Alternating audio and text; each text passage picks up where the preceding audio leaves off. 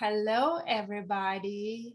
Welcome to week 3 of Love Revolution. Yay!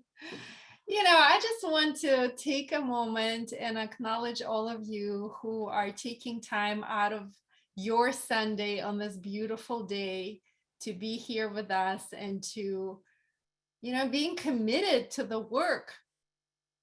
Most people would much rather Netflix and chill or whatnot than to, do yoga or meditate or read a book or get on the call in the middle of the Sunday. There is this expression that I just learned recently. It goes something like this: what we don't recognize, we can't celebrate. And what we don't celebrate, we lose.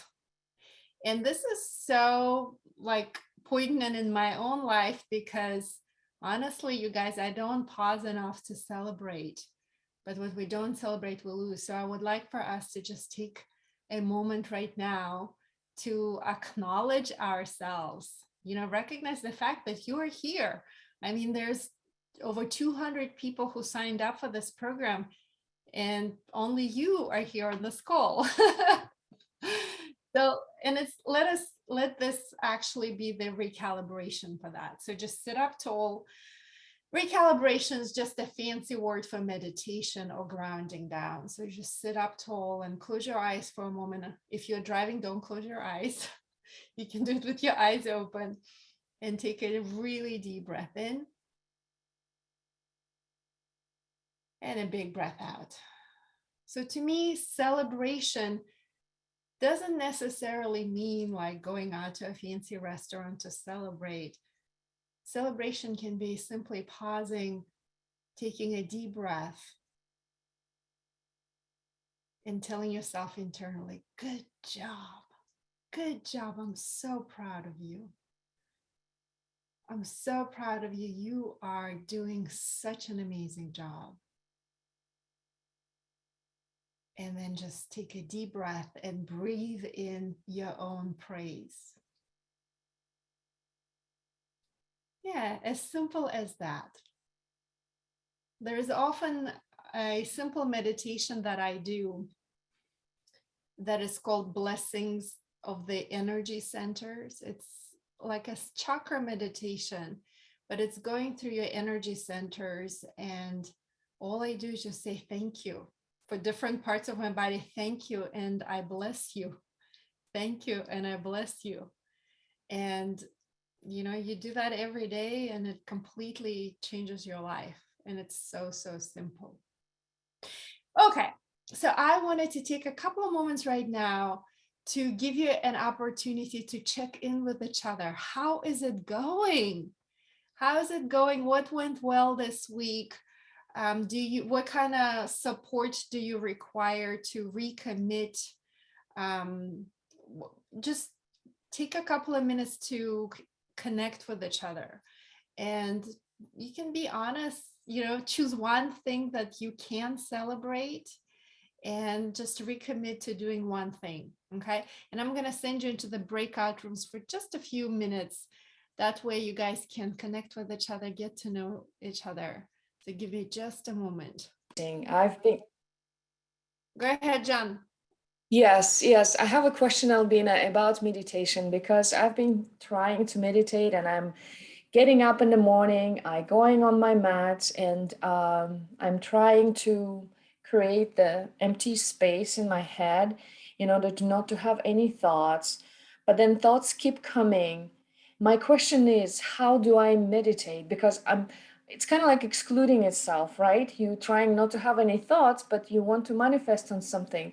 Can you tell me about the technique, or like how do you do that? How you do manifestation after you sit down and try to, to get the message from universe or from the divine? Can you talk about this, please? Yeah, so in the beginning, I highly recommend using guided meditation. So if you're just trying to sit in absolute silence, it will most likely going to be very, very challenging, just because our thoughts race like that, like crazy.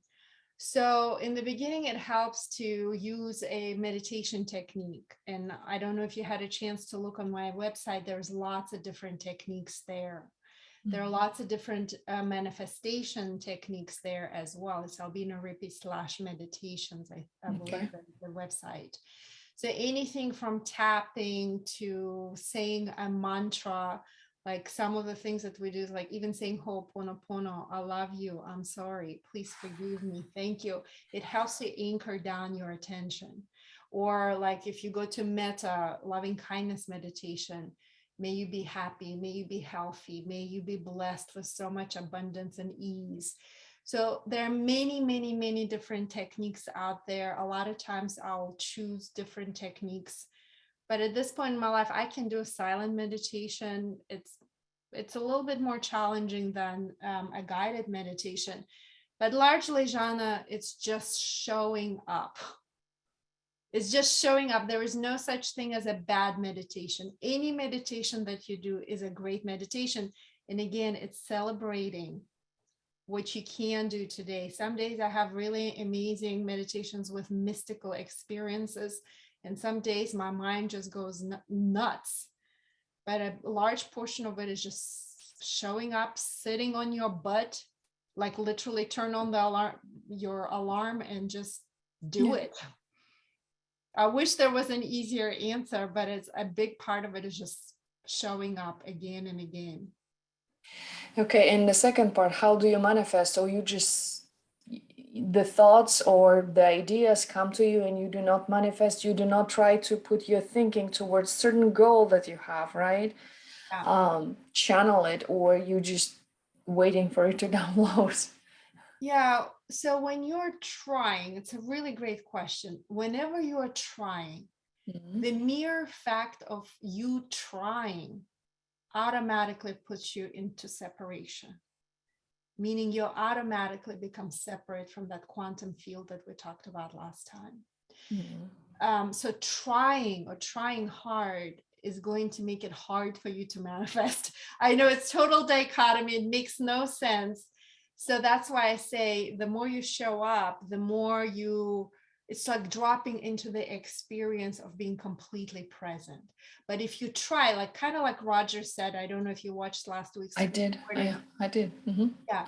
So he was like, oh, he the way he does it, whenever a thought bubbles up, he acknowledges the thought and he lets it go.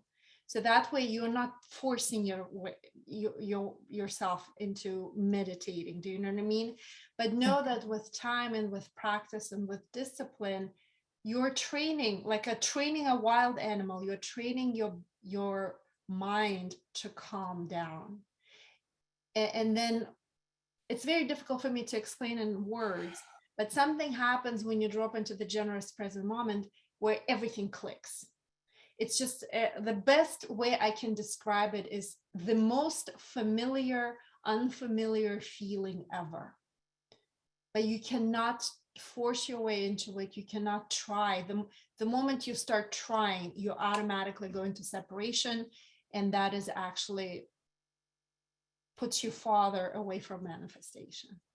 Okay, so I'm not trying to channel, not trying to think about certain thing or goal that I want to reach, right? Just be there and just try not to focus on anything. A lot of times I'll actually ask a question like today, my goal is to lead you through a short meditation towards the end. So sometimes I'd ask things like, how does a higher frequency of love feel like? Or how does wholeness feel like? That's it. Or I would say, I talk to God, what is it that you want me to do today? What is it that you want to download it into me today? And then I just sit and wait for the answer. And your mind is going to go nuts. It's going to go crazy, crazy, crazy. Or again, and the latest one that I've been playing with is whenever thoughts show up, I just say, I surrender it all. I surrender it all. And I just say it over and over again. Something comes up and I get frustrated with myself. I say, I surrender it all. I surrender it all. Again, these are just different meditation techniques. Got it. So the Okay. idea is like at some point, and it you will absolutely, even as a beginner, you'll get to experience those moments of clarity where you know you're absolutely in the generous present moment. Yeah, well, Okay. pink bubble Thank you. meditation. Yeah, Megan just put in the chat. What about the pink bubble meditation? What about it? Thank you. You're welcome, Jenna. It's Annie. Megan was on the last Oh, on the hi. confusion. What about pink bubble meditation? So would you use your pink bubble meditation as a tool for manifesting? I have used it as a tool for manifesting. Like if I really want something, your pink bubble meditation for me is like magic. I build it. I build what I want to see in the future. What do I want my life to look like? You know, I remember when you first did that with us in our 300-hour training, it was like, yes, you know, and I would have great fun building it. And I would really put it out into the universe, like you said. Yeah. The pink bubble meditation, I believe it is on the website, albinarippy.com meditation. If not, I'll add it. It's a meditation technique. It's a visualization technique where you see in great details what it is that you want to manifest. You put it into the bubble and you surrender it into the hands of God, or you give it into the hands of the universe. It's a very powerful meditation. I mean, I have to say, Annie, it's been a couple of years since you and I did that course together. I feel like I've evolved since then in my meditation practice. So honestly, it's been a little while since I've done that meditation, but as a beginner, I highly recommend it. There were a period of time, maybe 6 to 8 months, when I did that meditation every single day, and it really did help me. Everything that I share with you guys is like what I am excited about and obsessed with right now. So Annie, I don't know if you had a chance to look last week's recording, but we talked in depth about the meditation. Yeah, thank you for that reminder. All right, my friends. Well, I want to be mindful of time, and I have so much I want to share with you today. So what I'm trying to offer you on these calls is something that is not in the book. Okay, it's just something extra, or maybe it's just expanding more on the ideas that Roger introduces in his book, Love Revolution. And as I was looking at week 2, I was reminded of 2 things. First of all, what's great about me, the exercise, if you haven't done it, it's such a beautiful exercise. It teaches you how to give wholeheartedly from your heart, and it actually ties into what we will talk about today, and that is this idea of radical abundance. So when I say abundance, I don't only mean money, although money and financial abundance and wealth prosperity is a big part of it, but it's all energy. So when you think of abundance, I like to think of it as abundance of health, or the wealth of health, the wealth of time, creativity, just like vitality, right? This life force that flows through your passion. Whatever it is that you want in life, all of that is abundance of love, abundance of laughter in your life. And everything in this universe works based on universal laws. Carolyn Myss, one of my favorite teachers and my favorite authors, talks about the universe, this work, God, essentially, that the only way it works is because it works based on certain laws. Everything in this universe is based on laws. Once you know the law, once you understand it, you can apply the law to your own life.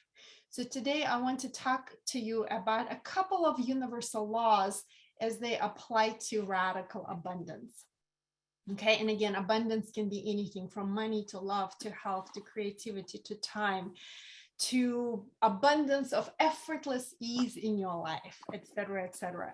So the first one is the vacuum law of prosperity, or what Roger introduces as create space for something new. And that is in week 3 of Love Revolution. I believe it's day 14 or something like that. I actually don't remember the exact date. But create space for something new. And I like to give this silly example. You probably have already heard me tell this example. But when I was younger, I was really dumb.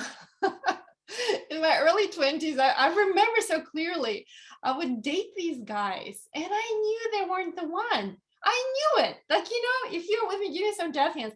You like date this guy and that relationship is not going anywhere. But I was like, well, I'll just have fun with this guy. And then when the one shows up, I'll just ditch him. It's no big deal. Like, that way I'm not bored. I have somebody to whatever, go to dinners with or whatnot. What I didn't realize is that the one was not going to show up in my life as long as this guy was taking up the space, the bandwidth in my life. So that is the best way I can describe the vacuum law of prosperity. So in order to create space for something new, you must make space for it. Or it's like if you have a closet full of stuff, even if you were to buy the most beautiful outfit, you stick it between other clothes and then you forget, you can't even see the outfit and you forget about it. Do you know what I mean? So as opposed to when you have like a beautiful, well-organized closet, you can see everything, you get excited about this new thing that you bought, it brings you joy. If you are really into Marie Kondo, that's exactly what she talks about, right? Does this bring you joy? You make space for the few things that bring you joy. It's kind of like that. So the vacuum law of prosperity is you must create space for it. And usually you create space for it by ripping out something that no longer serves you. You remove the block to your abundance, right? And if we were to talk about the language of energy or spirituality, as you want, everything is actually energy and spirituality. The biggest blocks to your flow of abundance would be unforgiveness, resentment, grudge, judgment, things like that. So if you were to create space in terms of the flow of energy, I would recommend that you look in that department first. There is a course actually on my homepage, if you're interested, all the way at the bottom. It's called 5-Day Abundance Challenge. It's a free course. It's a 5-day thing where I talk extensively about these universal laws of abundance. And I also talk extensively about the blocks to your abundance. Now, I taught that course a lot.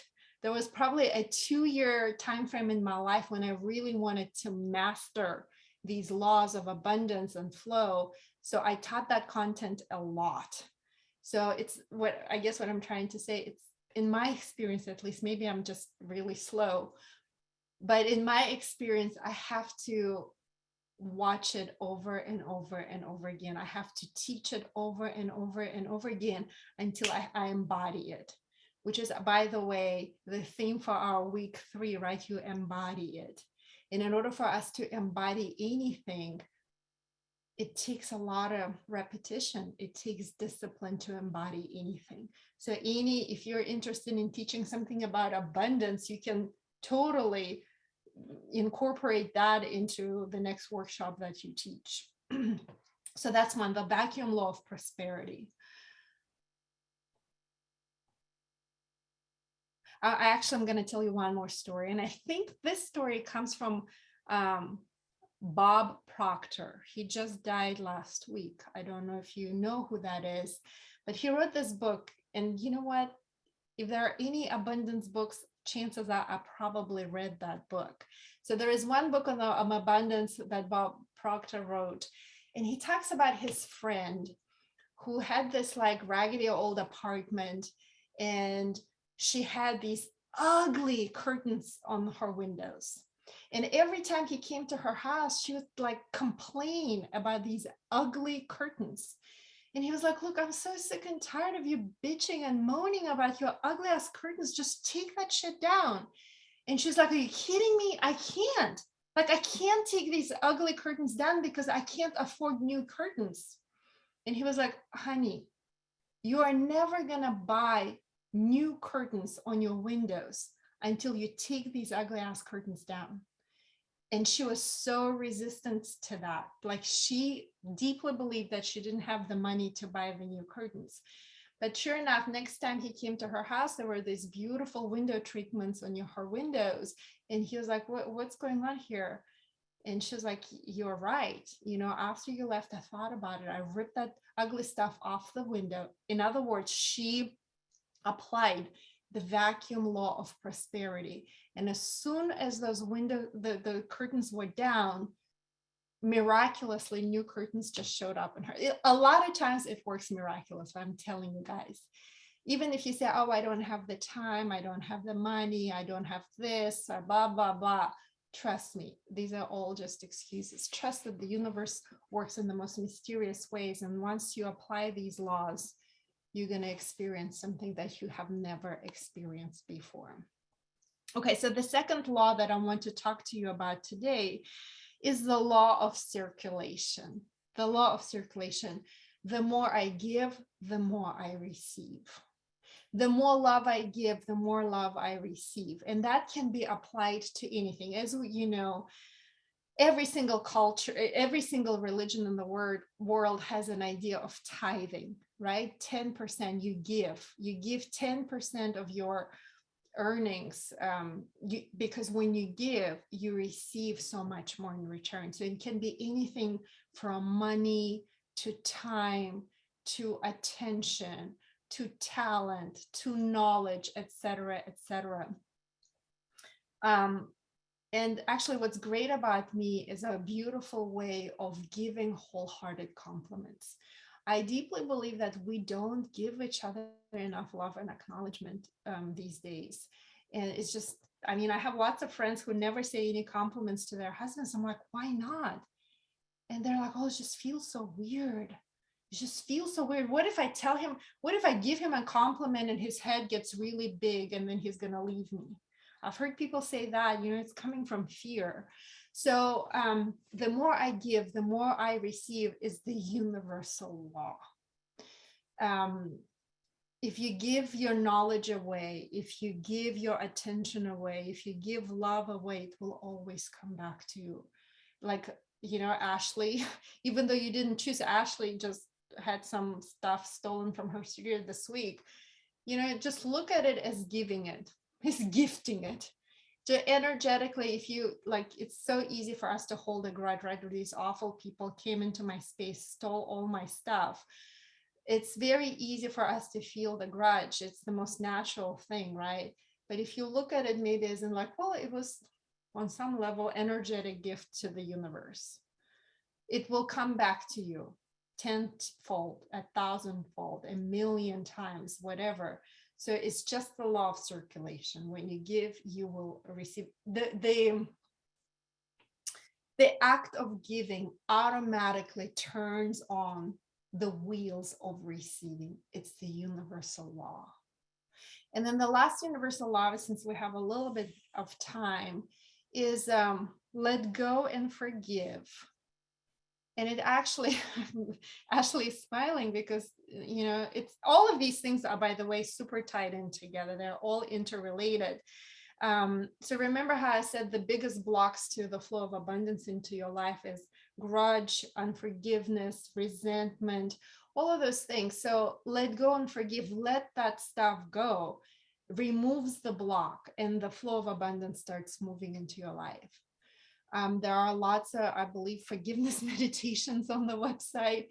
You know, I have so much content recorded, I don't even know where I store it. If it's not there, I'm happy to, I have tons of different meditations on forgiveness recorded. I'm happy to share that with you. Another way of like to look at it is forgiveness is not something that you do. You know, a lot of times we think like, I have to forgive. And a lot of times it's so difficult for us to forgive, especially if somebody really hurt us.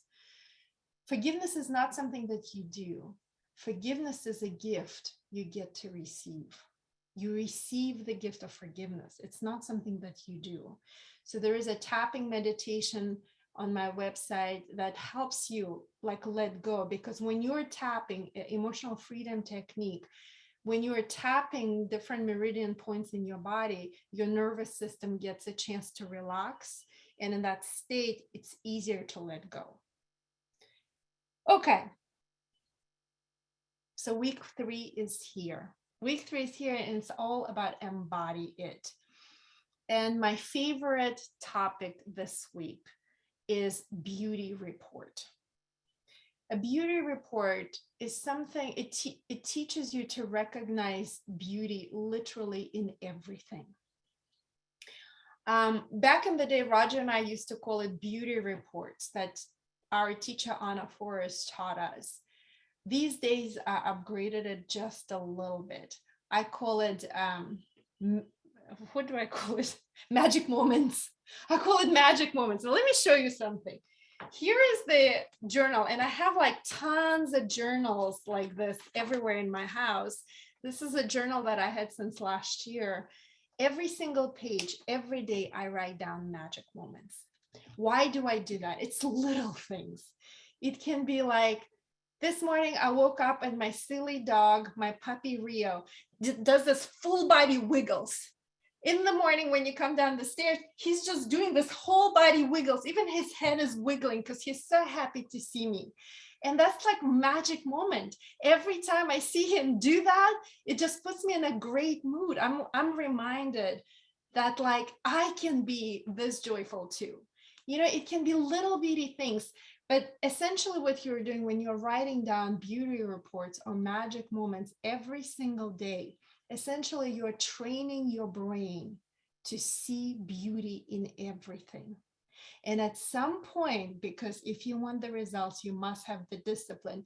If you have a daily discipline of writing down beauty reports, at some point you will only see beauty in everything. Even the challenges in your life are the opportunities for you to expand, to grow, to become stronger and wiser. It's all about how you look at things. And remember, did I tell you about this Buddhist concept of interdependent co-arising? As viewed, so it appears. As viewed, so it appears. It's a Buddhist term called interdependent co-arising. As viewed, so it appears. The term is used as in co-creation with the universe. As viewed, as you see things, so they appear. As you see beauty and magic in everything in life, you get to experience more beauty and magic. If you see, oh, this bitch, she like backstabbed me, and that person's trying to take advantage of me, and this person is stealing from me. Like if you see the world that way, you're just gonna get more of that because you're constantly co-creating with the universe. It's an interrelated process, always taking place. So in order to create more beauty and magic, what I call expecting miracles in your life, I truly believe that magic moments or beauty reports is something so simple. It's like gratitude meditation, right? It's on the same kind of vibration.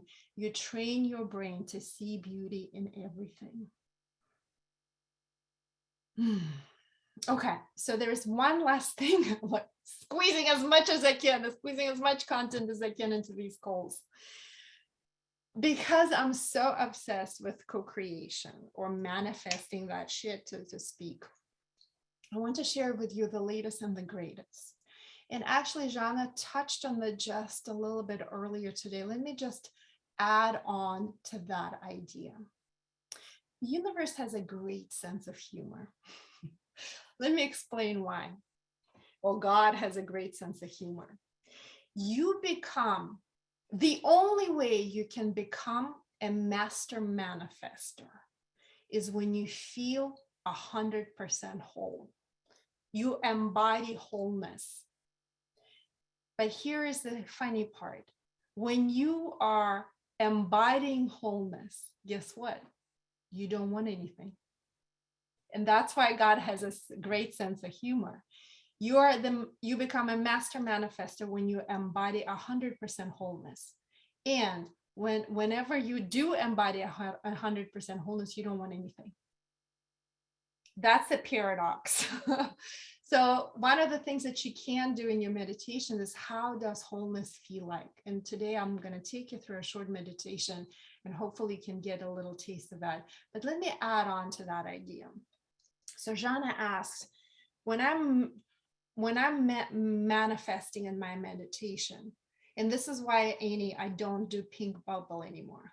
Look, it served me really well. There were years of my life when I did something like pink bubble meditation, it brought incredible results in my life. This is why I don't do that anymore. Not to say it's bad meditation, it's a great meditation. But let me give you a little bit more advanced level stuff, and maybe, hey, you show up on Sunday afternoon to be here with me, so you're ready for the advanced stuff. So let me explain it really quickly.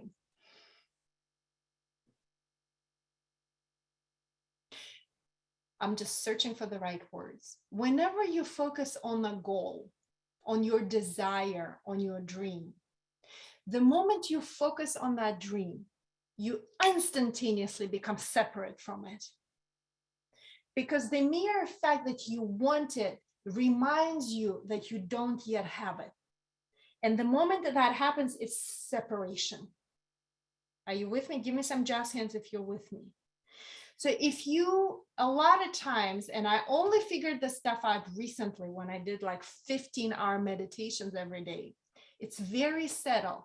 But when you're focusing on what you want and you envision it and you feel it and all of that good stuff, on some level, you become very aware that you don't yet have it. Now, it happens on the subconscious level, not necessarily consciously, and it puts you into separation.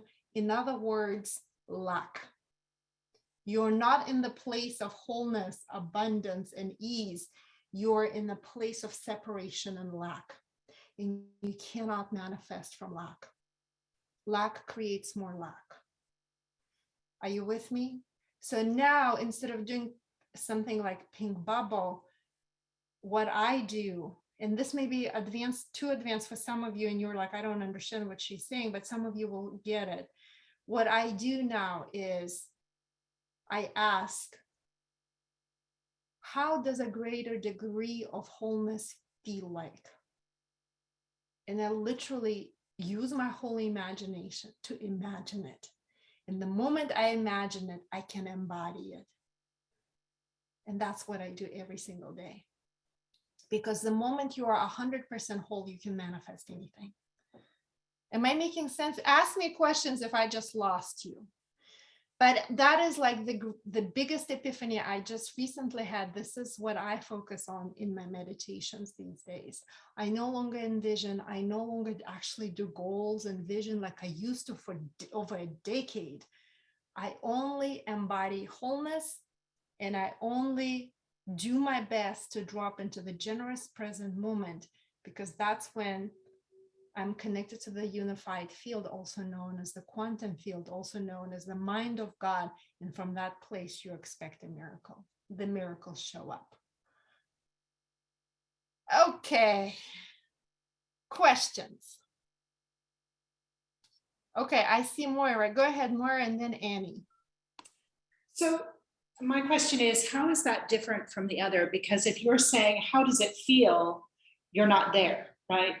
So it's, how do I feel whole, or how would it feel? How would wholeness feel like?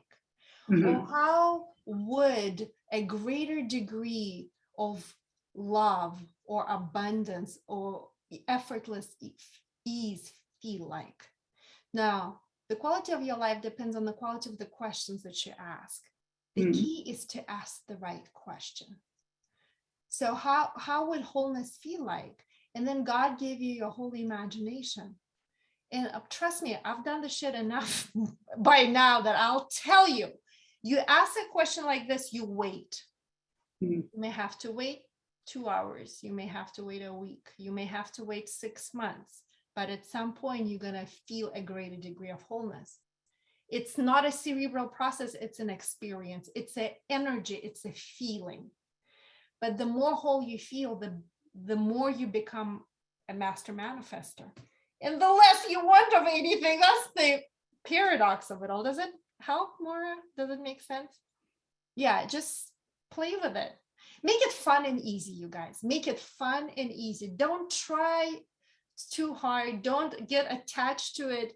Just make it fun and easy. Make it playful. How would a greater degree of wholeness feel like? Yeah. All right. I think, Annie, go ahead. So I think you probably just answered my questions to a point. When you pose the question of what would a greater degree of wholeness feel like, Yes. you then are saying, wait. And that's all you ask for. What would a greater degree of wholeness feel like? Yeah. Let me give you another one. Because right now you're thinking about it. I am. Yeah, you're thinking about it. So remember how last week I said your thought sends this electric signal out into the quantum field. It's like out of all the limitless possibilities in the quantum field, you pick one. How would a greater degree of wholeness feel like? It's a thought. Now, a thought alone is not enough. You need a magnetic field to draw that experience to you. And you create a magnetic field through elevated emotion. I promise you, at some point, if you sit long enough, you're going to feel it. The best way I can describe it is you just feel so much love. You feel unlimited. You feel content. You feel grateful. You feel joy. And the moment all these elevated emotions literally overwhelm you with their intensity, then it all clicks. It's like, in my world, it's like click, click, click, click, click, click, click, click. It's done. I'm like, done with the meditation. I'm done. I don't have to do anything. I don't have to go hustle. I don't have to go reach out to clients. I don't have to, because it's all going to come to me with effortless ease. I know it. I've done it enough time. I've experienced enough moments of synchronicity and miracles to tell you that that's how it is. It's a universal law. But if you sit there and think about it and think about it and think about it, you're just going to get lost in your thoughts, because 95% of your thoughts today are the same thoughts you thought yesterday. Thinking alone is not going to get you there. It's letting go of thinking and feeling that emotion. That's the best way I can describe with words. Does that help at all, Annie?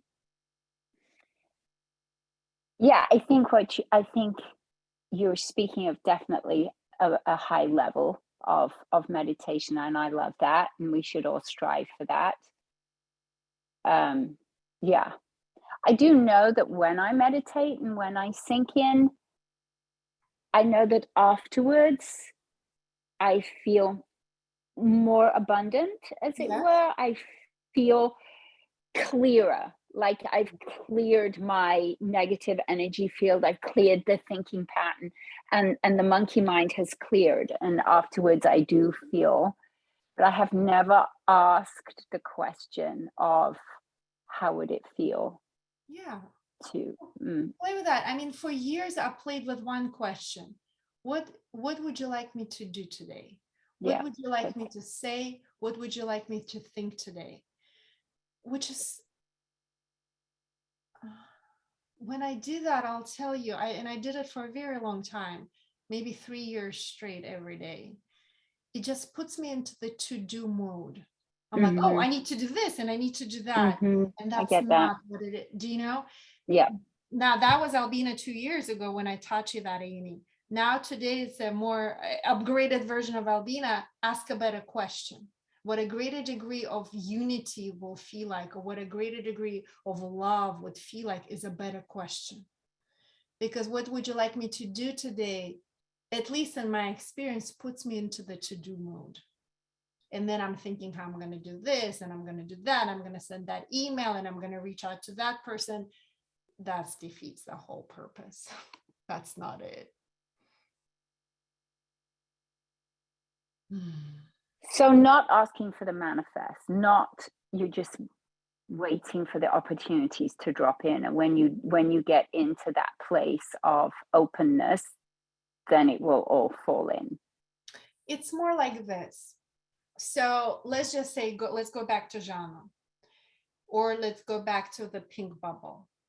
When you're envisioning whatever it is that you want, I'm going to stand like this, I'm going to wear this outfit, and it's going to be like this, and my hair is going to be this way, and I'm going to feel this way. Essentially, what you're doing is you're predicting. It's predictable future based on your familiar past. That is how your brain works. You simply do not have the capacity to create anything that is unpredictable. That's the way your brain works. What I'm talking about, and this is more elevated, is you're saying essentially, okay, the universe, bring me a freaking miracle, something beyond my wildest dreams. Let it come into my life in the way I cannot even imagine possible, in the way that I least expected, because that is the only thing that is going to be unpredictable. Everything else is predictable. Essentially, when you're in the generous present moment, you're stepping into the unknown. You are asking for a miracle. A miracle is unpredictable. If you're trying to visualize it, you are predicting. You're making a prediction. Maybe it's a really good prediction, but it's limited by your capacity of brain. Am I making sense? Is that? Yeah, that kind of clicked in for me. In fact, I was just teaching about this last week, about how exciting is the unpredictable. Correct. How exciting is magic, because there are no bounds to it. It's a what could it possibly be? Absolutely. I like that. And look, most of us are terrified of change. Most of us are terrified of change. That's why, I mean, look, I sold a couple of my businesses. I know what people that freak out the moment you introduce the change. We hate the unpredictable. We hate the change because we don't know what's going to happen. Now, I train myself every single day to welcome the unexpected, welcome the unpredictable, because that is what I call a miracle. Everything else I can predict on my own. Everything else I can do on my own. I need shit that only God can do. Everything else I'm quite capable of making happen on my own. I want the God stuff. I want the miracles. I want that kind of magic. Okay. Yeah. Okay, good. Okay. Great questions, you guys. Really good questions. Like I said, I sit with this every day and I'm like, I don't even know what the rest of the world think or feels like at this point anymore. So these are really, really great questions. So let us do a short meditation, shall we? And we will play with Jean Houston, one of my teachers. If you've never read any of her books and never watched her videos, I highly recommend. She's so fully embodied. She's so poetic. Her language is so rich. And she always talks about holy imagination, that God gave us holy imagination. It's the divine stuff. It's the stardust. It comes from us, to us from the gods. Use it. Use holy imagination. Imagine how it would feel like. The moment you imagine it, all sorts of chemical reactions happen in your body. Your body releases this hormone and that hormone, and your DNA changes instantaneously from thought alone. Use your holy imagination. I like to use this example, if you were to imagine biting into a lemon right now and sucking on that lemon, your mouth waters right away. Your body has that reaction instantaneously from just one thought. The same with this process. You ask a question, how would this feel like? And let your whole imagination go wild. And the moment it does, your body is gonna follow. It has to follow. It has no other way but to follow. Let's do it. So sit up tall. Make yourself really comfortable. And just for a moment here, move your shoulders, move your head side to side, relax your body. Take a deep breath in, enjoy your breath. Open your mouth and exhale. inhale and feel the pleasure of your breath.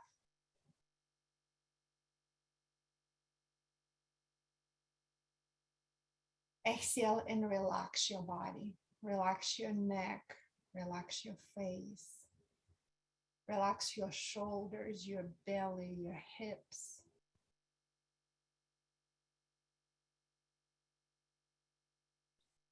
I like to think of my breath as not just breathing in air, I'm breathing in grace.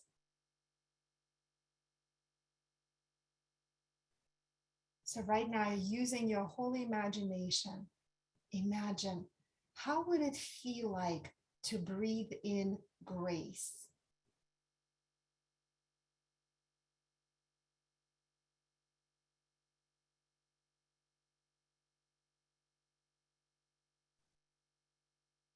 And then breathe in grace and enjoy it.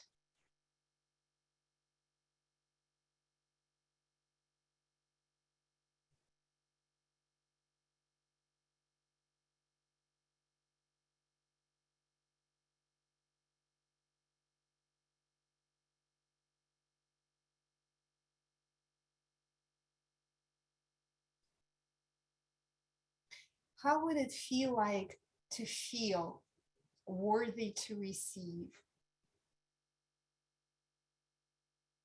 Worthy to receive abundance and blessings, grace and favor.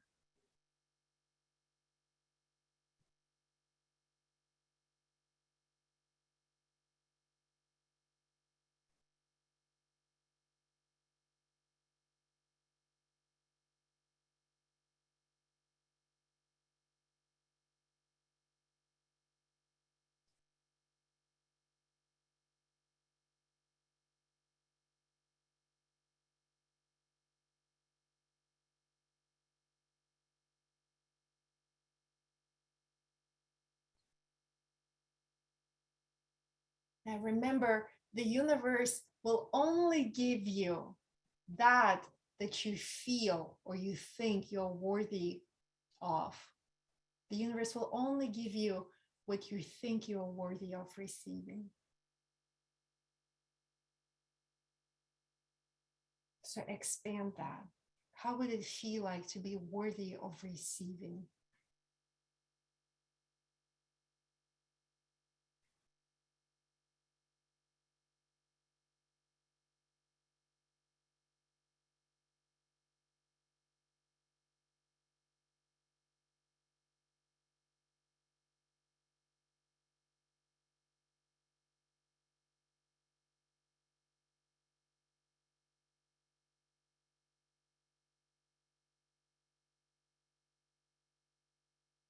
Take a deep breath in, lift up through your heart, open up your shoulders, sit up tall, open up your palms, receiving grace and favor. And then internally, you can say, thank you. I love you. Thank you. Thank you. Because gratitude is the highest form of receivership. Gratitude is the highest form of receivership. Internally say, thank you.